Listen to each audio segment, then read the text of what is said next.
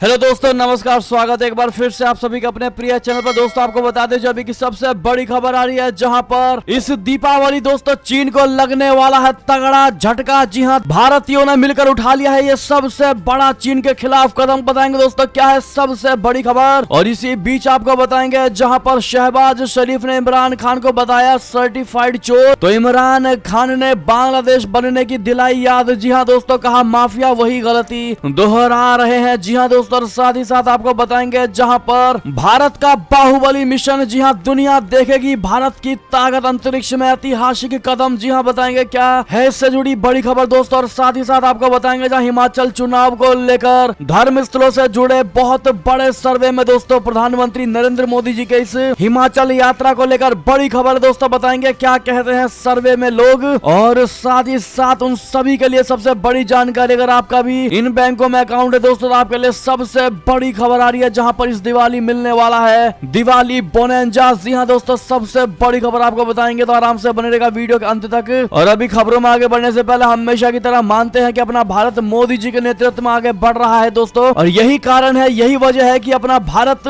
विदेश नीति में अब नंबर 1 हो चुका है दोस्तों। तो इस वीडियो को भी कर दीजिए लाइक, चैनल को कर दीजिए सब्सक्राइब, बेल आइकन दबाइए, साथ ही कमेंट बॉक्स में लिख दीजिएगा जय हिंद। जी हाँ दोस्तों, तो खबरों में बढ़ने से पहले आप सभी को आज छोटी दीपावली की बहुत बहुत शुभकामनाएं। बात करें पहली और बड़ी खबर की, जहां चीन को लगेगा 1 लाख करोड़ का तगड़ा झटका। दिल्ली के व्यापारियों ने कर दी बड़ी तैयारी। बता दें हर बार दीपावली का त्योहार आते he made in China product को लेकर चर्चाएं शुरू हो जाती हैं। कई संगठन चीन के बने उत्पाद, खासकर झालर, पटाखे, सजावटी सामान, दिया और अन्य इलेक्ट्रॉनिक सामानों के बहिष्कार का आह्वान करते हैं दोस्तों। लेकिन दिल्ली के सबसे बड़े व्यापारी संगठन सीटीआई ने चीनी सामान को प्रोत्साहन न देने का फैसला लिया है। सीटीआई के चेयरमैन ब्रजेश गोयल के मुताबिक चीन की गलवान घाटी में की गई हरकत और कोरोना के प्रसार के बाद वहां के बने प्रोडक्ट में लोगों का रुझान खत्म हो गया है। नहीं तो अब तक बिजली वाले झालर, पटाखे, मूर्तियां और दिए तक चीन से लाकर भारत के बाजारों में बेचे जा रहे थे। लेकिन हमने इस बार दिल्ली के 100 से अधिक बाजारों के एसोसिएशन से बात की और चीन के बने सामान को कम से कम बेचने का निवेदन किया, जिसके बाद इस साल हमें उम्मीद है कि नवरात्रि से लेकर दीपावली तक में दिल्ली के चीन की जगह स्वदेशी उत्पादों की बिक्री 1 लाख करोड़ तक पहुंच जाएगी। जी हाँ दोस्तों, यानी दोस्तों चीन को लेकर भारत ने ये सबसे बड़ा कदम उठाया है दोस्तों, और आशा करते हैं कि भारत के और राज्यों को भी ये कदम उठाने चाहिए। आप लोग मानते कि नहीं बताइएगा जरूर दोस्तों, क्योंकि जिस प्रकार से भारत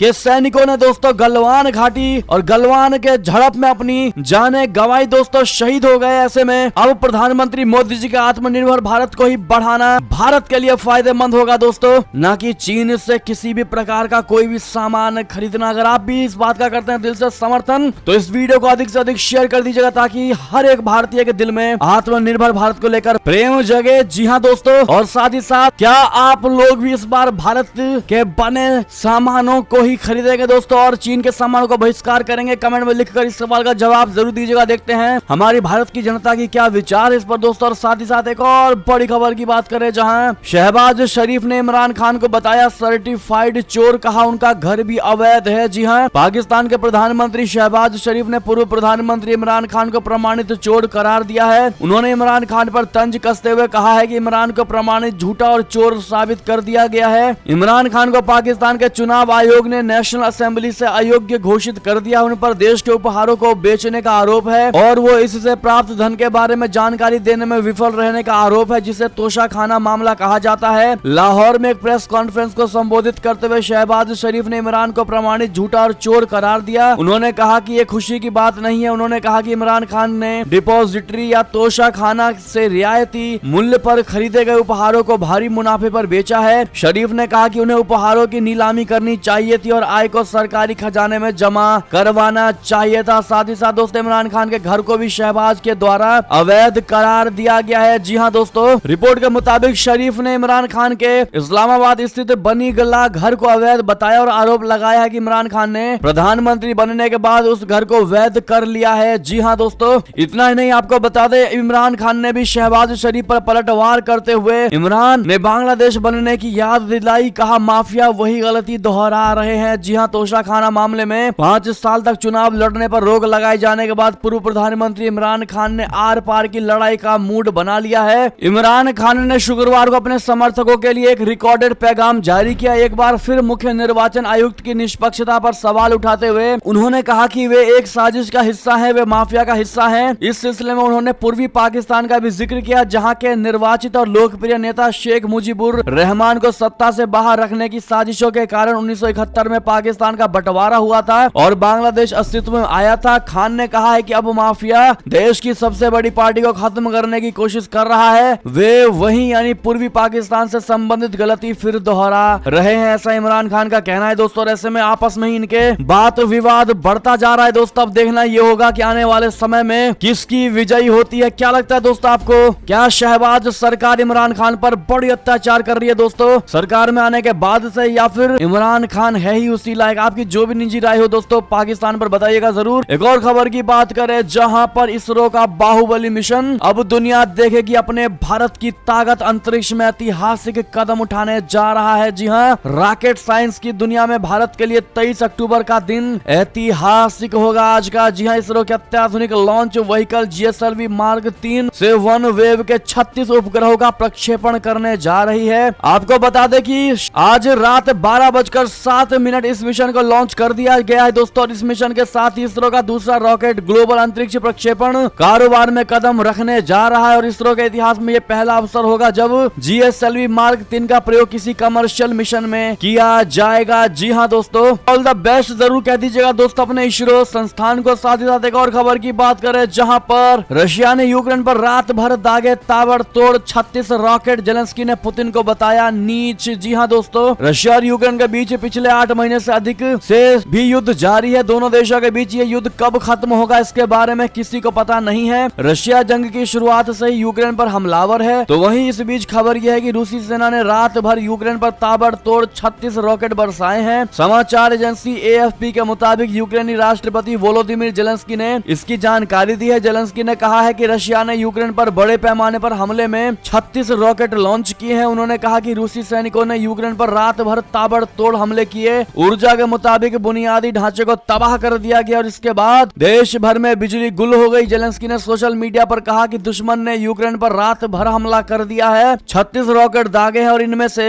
अधिकांश को मार गिराया गया है। तो वहीं यूक्रेनी राष्ट्रपति ने पुतिन की इस हरकत को नीच बताया। जी हाँ दोस्तों, साथ ही साथ इतना ही नहीं दोस्तों, बता दें कि रशिया ने साफ कहा है कि खेरसोन को जितनी जल्दी हो सके तुरंत प्रभाव से खाली करो। जी हाँ, रशिया के आदेश से यूक्रेन में मच गई है सनसनी। दरअसल आखिर क्या परमाणु बम दागेंगे पुतिन? बता दें, रूसी अधिकारियों ने खेरसोन में रहने वाले नागरिकों को तुरंत शहर छोड़ने का आदेश जारी कर दिया है। अभी तक इन लोगों को निकालने का काम काफी धीमी गति से चल रहा था। रूसी अधिकारियों को डर है कि यूक्रेनी सेना कब्जे की जवाबी कार्रवाई के दौरान आम लोगों को निशाना बना सकती है। एक टेलीग्राम पोस्ट में रशिया समर्थक खेरसान प्रशासन ने तनावपूर्ण स्थिति, गोलाबारी और आतंकवादी हमलों के खतरे का हवाला देते हुए लोगों को रूसी क्षेत्र में नीपर नदी के पार जाने का आदेश जारी किया है। तो वहीं पश्चिमी देशों को आशंका है कि आम लोगों को निकालने के बाद यूक्रेनी सेना को सबक सिखाने के लिए रूसी राष्ट्रपति व्लादिमीर पुतिन परमाणु बम का इस्तेमाल कर सकते हैं। ये बम कम क्षमता वाला होगा जो सिर्फ उन्हीं क्षेत्रों को निशाना बनाएगा। एक और खबर की ओर चले दोस्तों, जहां पर यूक्रेन के बाद अब यूनाइटेड किंगडम से बड़ी खबर आ रही है। लंदन लौटे पूर्व प्रधानमंत्री बोरिस जॉनसन प्रधानमंत्री पद के लिए पेश कर सकते हैं दावेदारी। जी हाँ दोस्तों, आप सभी को बता दें कि बोरिस जॉनसन की ऋषि सुनक से है अपील, कहा आप बलिदान दे दीजिए और मुझे नया प्रधानमंत्री बनने दीजिए। जी हाँ दोस्तों, ब्रिटेन में आगामी शुक्रवार को नए प्रधानमंत्री पद के लिए चुनाव हो सकते हैं और नए प्रधानमंत्री के पद के लिए सत्ताधारी कंजर्वेटिव पार्टी यानी टोरी सांसदों की पहली पसंद भारतीय मूल के ऋषि सुनक जी माने जा रहे हैं। हालांकि इस बीच पूर्व प्रधानमंत्री बोरिस जॉनसन ने अचानक इस रेस में सामने आकर मुकाबले को और रोचक बना दिया है। दोस्तों, रिपोर्ट्स के मुताबिक छुट्टी बिताने के बाद जॉनसन शनिवार को लंदन वापस लौट आए, वो प्रधानमंत्री की दावेदारी पेश कर सकते हैं। जी हाँ दोस्तों, आप सभी को बता दें कि द टेलीग्राफ की एक रिपोर्ट में कहा गया है कि सियासी उथल पुथल के बीच बोरिस जॉनसन कंजर्वेटिव सांसदों के सामने एक बहुत बड़ा दावा कर रहे हैं कि केवल वो ही पार्टी को दिसंबर 2024 में होने वाले चुनाव में हार का सामना करने से बचा सकते हैं। विपक्षी दल सत्तारूढ़ दल की लोकप्रियता के नुकसान का हवाला देते हुए मध्यावधि चुनाव की मांग कर रहे हैं, जिसके पास संसद में प्रचंड बहुमत है। जी हाँ, टेलीग्राफ की रिपोर्ट में कहा गया है कि बोरिस जॉनसन अब ऋषि सुनक से साथ देने और अपनी वापसी के लिए दबाव डाल रहे हैं। दोस्तों, पार्टी नेतृत्व का चुनाव अगले सप्ताह है और जिस पर शुक्रवार तक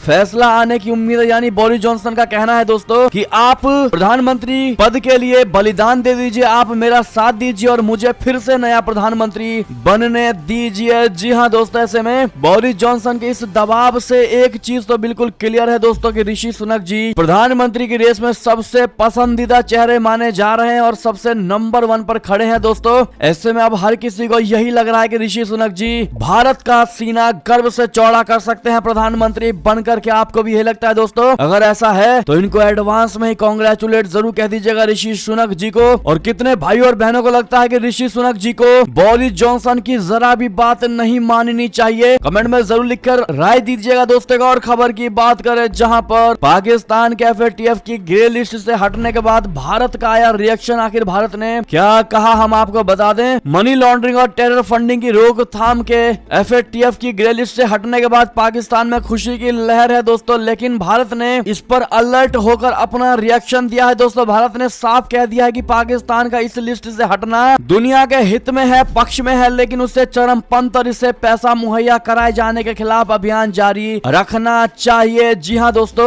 बता दें कि भारतीय विदेश मंत्रालय के प्रवक्ता अरिंदम बागची ने कहा है कि हम समझते हैं कि पाकिस्तान मनी लॉन्ड्रिंग और आतंकवाद के अगेंस्ट काउंटर टेरर फंडिंग पर एशिया प्रशांत ग्रुप के साथ काम करता रहेगा। विदेश मंत्रालय के बयान में कहा गया है कि FATF की स्क्रूटनी यानी जांच की वजह पाकिस्तान को कुछ कुख्यात आतंकवादियों के खिलाफ कदम उठाने पड़े हैं। इनमें से कुछ मुंबई में 26/11 को अंतरराष्ट्रीय समुदाय के खिलाफ हमला करने वाले आतंकवादी भी शामिल है। क्या लगता है दोस्तों आपको? FATF की लिस्ट से पाकिस्तान अब बाहर तो आ चुका है, लेकिन क्या पाकिस्तान अपनी हरकतों में बदलाव लाएगा दोस्तों? क्या इंप्रूवमेंट लेकर आएगा या फिर FATF के ग्रे लिस्ट से बाहर निकलने के बाद क्या और ज्यादा आक्रामक हो जाएगा दोस्तों पाकिस्तान? जो भी लगता हो दोनों में से कमेंट में आप लोग अपनी राय अवश्य दीजिएगा। और वीडियो को जिन्होंने अब तक लाइक नहीं किया, प्लीज रिक्वेस्ट है दोस्तों, वीडियो को देखते देखते एक लाइक अवश्य कर दीजिएगा। और खबर की बात करें जहां पर यूक्रेन रशिया युद्ध पर फिर दुनिया में गूंजा भारत का संदेश। अब कह दी भारत ने ये बात, बता दें संयुक्त राष्ट्र सुरक्षा परिषद में भारत के उप अस्थायी प्रतिनिधि एम्बेसडर R रविंद्र ने रूस और यूक्रेन के बीच चल रहे संघर्ष की वर्तमान परिस्थितियों को लेकर भारत का रुख साफ कर दिया है। जी हाँ, यूक्रेन संकट पर सुरक्षा परिषद की ब्रीफिंग के दौरान एम्बेसडर R रविंद्र ने कहा कि हम आर्थिक संकट में के दौर में अपने कुछ पड़ोसियों को आर्थिक सहायता के साथ यूक्रेन को भी मानवीय सहायता दोनों प्रदान कर रहे हैं। साथ ही उन्होंने कहा कि भोजन, ईंधन और उर्वरकों की बढ़ती कीमतें यूक्रेन रशिया के संघर्ष का ही परिणाम है। यानी भारत ने एक बार फिर से साफ कर दिया है कि यूक्रेन संघर्ष के लिए भारत का दृष्टिकोण जन केंद्रित बना रहेगा, यानी लोगों के हित में ही बना रहेगा, ना कि किसी के दबाव में भारत झुकेगा। यानी कि दोस्तों भारत ने क्लियर कह दिया है रशिया यूक्रेन युद्ध को देखते हुए अपने रुख को साफ कर दिया है कि हम बहुत न्यूट्रल हैं और हम मानवता के पक्ष में ही अपना जवाब देंगे, ना कि इंटरेस्ट बेस्ड जवाब देंगे। जी हाँ दोस्तों, साथ ही साथ एक और खबर की बात करें जहां चीन में सर्वशक्तिमान बने शी जिनपिंग पूर्व राष्ट्रपति को धक्का देकर निकाला बाहर, निपटाए गए प्रधानमंत्री। जी हाँ, चीन में राष्ट्रपति चुनाव के बीच कम्युनिस्ट पार्टी की 20वीं कांग्रेस में महाड्रामा देखने को मिला है और पूर्व राष्ट्रपति हु चिंताओं को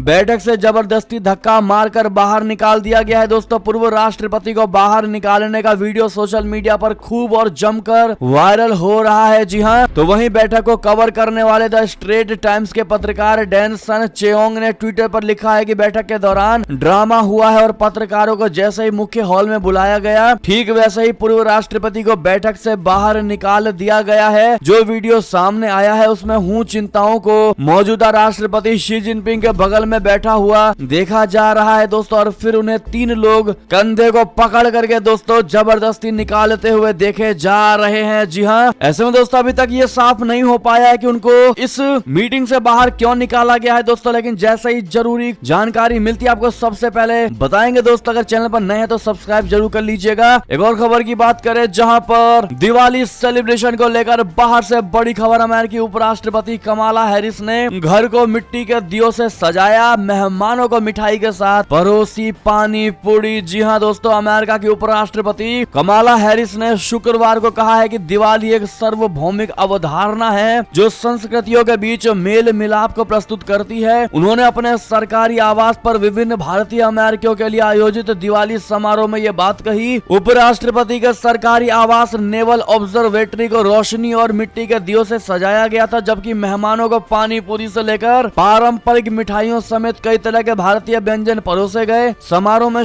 शामिल हुए समुदाय के नेताओं ने यह जानकारी दी। हैरिस ने 100 से अधिक भारतीय अमेरिकियों की मौजूदगी में कहा कि दिवाली एक सार्वभौमिक अवधारणा है जो संस्कृतियों के बीच मेल मिलाप को प्रस्तुत करती है। ऐसे में दोस्तों आप सभी से रिक्वेस्ट है, आप लोग भी कमला हैरिस जी को हैप्पी दीपावली कमेंट में जरूर कह दीजिएगा। दोस्तों एक और खबर की ओर चले, जहां पर रशिया के परमाणु हमले की धमकी पर जापान ने दिया बयान। कहा ऐसा हुआ तो ये मानवता पर बहुत बड़ा आक्रमण होगा। जी हां दोस्तों, जापान के प्रधानमंत्री फूमियो किशिदा ने रशिया पर परमाणु हथियारों के इस्तेमाल का बड़ा आरोप लगाया है। किशिदा ने कहा है कि रशिया द्वारा परमाणु हथियारों का इस्तेमाल मानवता के लिए सबसे बड़ा खतरा है। किशिदा ने कहा कि रशिया द्वारा परमाणु हथियारों के उपयोग की धमकी देना अंतरराष्ट्रीय समुदाय की शांति और सुरक्षा के लिए एक गंभीर खतरा है और ये बिल्कुल अस्वीकार्य है, अनएक्सेप्टेबल है। अगर ऐसा हुआ तो यह मानवता पर सबसे बड़ा आक्रमण और अटैक होगा। जी हाँ दोस्तों, विश्लेषकों का लेकिन कहना है कि जिनपिंग की ओर से मिले संकेतों के बाद ये तो तय है कि अमेरिका के साथ अपनी बढ़ती प्रतिद्वंदिता के बीच चीन परमाणु प्रतिरोधक क्षमता में सुधार अवश्य करेगा। पीपल्स लिबरेशन आर्मी के पूर्व प्रशिक्षक सोंग जोंगपिन ने यह बयान दिया है। जी हाँ, एक और खबर की बात करें, जहां पर आर्थिक संकट से जूझ रहे पाकिस्तान को चीन का सहारा सीपीईसी के अलावा 3 नए कॉरिडोर लॉन्च करने की बहुत बड़ी तैयारी। बता दें पाकिस्तान इस समय आर्थिक संकटों का सामना कर रहा है, तो वहीं इस बीच ये सबसे बड़ी खबर आई है कि चीन पाकिस्तान आर्थिक गलियारे यानी सीपीईसी के अलावा दोनों देश 3 नई परियोजनाओं को संयुक्त रूप से शुरू करने की तैयारी में है। इतना ही नहीं, इसको लेकर दोनों के बीच सहमति भी बन चुकी है। बीजिंग में चाइना इकोनॉमिक नेट बोले तो सैन में बोलते हुए चीन में पाकिस्तान के राजदूत मोइनुल हक ने इसकी घोषणा की है और ये तीनों नई परियोजनाएं कृषि, स्वास्थ्य, विज्ञान और प्रौद्योगिकी के क्षेत्रों से जुड़ी होंगी। जी हाँ दोस्तों, साथ ही साथ एक और खबर की बात करें, जहां हेलीकॉप्टर क्रैश में राजस्थान के मुस्तफा बोहरा व रोहित ताश्व कुमार हुए शहीद। जी हाँ, अरुणाचल प्रदेश के सियांग जिले में भारतीय सेना का हेलीकॉप्टर HAL रुद्र क्रैश हादसे में राजस्थान ने भी अपने 2 बहादुर बेटों को खो दिया। एक उदयपुर के मेजर मुस्तफा जकीउद्दीन यानी मुस्तफा बोहरा व दूसरे झुंझुनू के रोहित ताश्व कुमार वीरगति को प्राप्त हुए हैं। राजस्थान के 2 फौजी बेटे एक साथ शहीद होने पर प्रदेश में शोक की लहर मच गई है। जी हाँ, 21 अक्टूबर 2022 को अरुणाचल प्रदेश के हेलीकॉप्टर हादसा टूटिंग हेडक्वार्टर से 25 किलोमीटर दूर सियांग जिले के गांव सिंगिंग में हुआ है। कल की खबर आपने देखी होगी दोस्तों हमारी। आपको बता दें, सियांग के लिकाबली से उड़ान भरने वाले इस हेलीकॉप्टर में 2 पायलट समेत 5 जवान सवार थे। 4 जवानों के शव बरामद कर लिए गए हैं, जबकि 5वें की तलाश की जा रही है। ऐसे में अपने शहीद हुए उस जवान को दोस्तों श्रद्धांजलि आप लोग अवश्य दीजिएगा और उनके परिवार को दोस्तों शक्ति मिले जरूर कहिएगा दोस्तों, क्योंकि दिवाली का समय है, अधिकतर लोग खुशियां मना रहे हैं और दोस्तों उनके घर में शहीद होने का मातम छाया हुआ है। दोस्तों ऐसे में आप लोगों की दुआएं तो बनती हैं दोस्तों। साथ ही साथ एक और खबर की बात करें, जहां पर डोमेस्टिक खबरों की बात करते हैं। हिमाचल चुनाव में प्रधानमंत्री मोदी जी के हिंदू धर्म स्थलों के दर्शन से क्या बीजेपी को सच में होगा सबसे बड़ा फायदा? जब ये सवाल लोगों के बीच पूछा गया दोस्तों, तो क्या मिला जवाब? क्या है सर्वे का रिजल्ट आपको बता दें। गुजरात और हिमाचल प्रदेश में जल्द विधानसभा चुनाव होने वाले हैं। अभी गुजरात में चुनाव की तारीखों की घोषणा होनी बाकी है, जबकि हिमाचल प्रदेश में 12 नवंबर को वोटिंग होगी, जबकि नतीजे 8 दिसंबर को आएंगे। और ये साल 2022 के संभवतः आखिरी चुनाव है और इसे 2024 का क्वार्टर फाइनल भी कहा जा रहा है। दोस्तों सभी दल तैयारियों में लगे हुए हैं। चुनाव के मद्देनजर प्रधानमंत्री नरेंद्र मोदी जी से लेकर पार्टी अध्यक्ष JP नड्डा, गृह मंत्री अमित शाह जी समेत कई नेता बीजेपी के पक्ष में माहौल बनाने के लिए मैदान में उतर चुके हैं। तो वहीं दूसरी ओर कांग्रेस पार्टी अध्यक्ष के चुनाव में उलझने के बावजूद चुनाव की तैयारियों में लगी रही। इसके अलावा इस बार के चुनाव में दोनों राज्यों में आम आदमी पार्टी भी अपनी ताकत झोंकते हुए दिखाई दे रही है।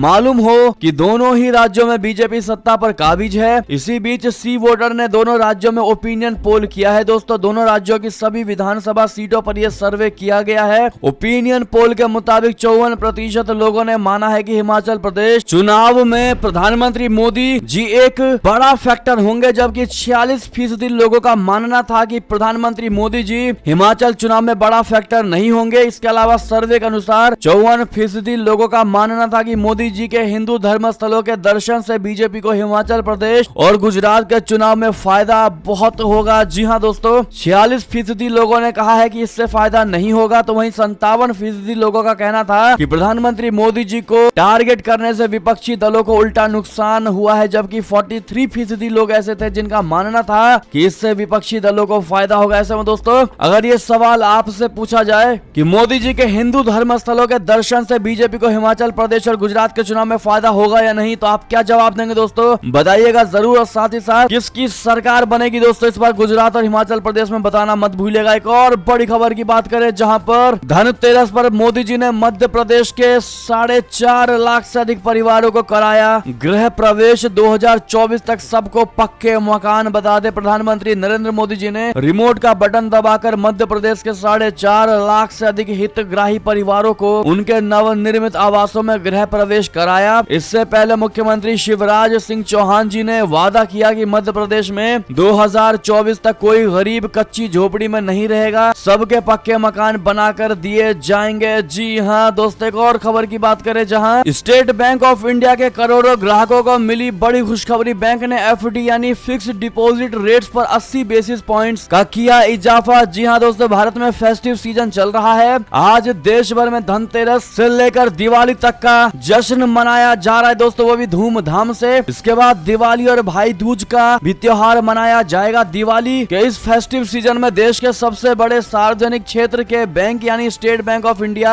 ने अपने ग्राहकों को बहुत बड़ी खुशखबरी दे दी है। बैंक ने अपने 2 करोड़ रुपए से कम के फिक्स्ड डिपॉजिट स्कीम में 25 से 80 बेसिस पॉइंट्स की बढ़ोतरी करने का फैसला किया है और बैंक की ये नई दरें कल यानी 22 अक्टूबर से ही प्रभावी हो चुकी हैं। जी हाँ दोस्तों, एसएमएस की जानकारी आप बैंक से प्राप्त कर सकते हैं दोस्तों, क्योंकि ये हर पल हर क्षण बदलते रहते हैं। साथ ही साथ एक और खबर की बात करें, जहां आयुष्मान कार्ड बनवाने पर मिलता है 5 लाख का लाभ। आखिर क्या है योजना और कौन ले सकता है इसका फायदा, बता दें। हर कोई चाहता है कि वो बीमारियों से कोसों दूर रहे। इसके लिए लोग हेल्दी खान पान लेते हैं, व्यायाम करते हैं, समय पर सोते हैं और सुबह जल्दी उठते हैं आदि बहुत कुछ करते हैं। लेकिन कौन सी बीमारी व्यक्ति को कब घेर ले कुछ कहा नहीं जा सकता। ऐसे में बीमार पड़ने पर अस्पताल में भर्ती होने से लेकर डॉक्टर और महंगी दवाओं तक के लिए काफी पैसा खर्च करना पड़ता है, जो एक आर्थिक रूप से कमजोर व्यक्ति के लिए बेहद मुश्किल है। ऐसे में अगर आप भी गरीब वर्ग से आते हैं या आप जरूरतमंद हैं, तो सरकार आपको आयुष्मान कार्ड बनवाने का मौका दे रही है। इस योजना का नाम आयुष्मान भारत प्रधानमंत्री जन आरोग्य योजना मुख्यमंत्री योजना है दोस्तों। और इस योजना के अंतर्गत पात्र लोगों के आयुष्मान कार्ड बनाए जाते हैं, जिसके बाद कार्ड धारक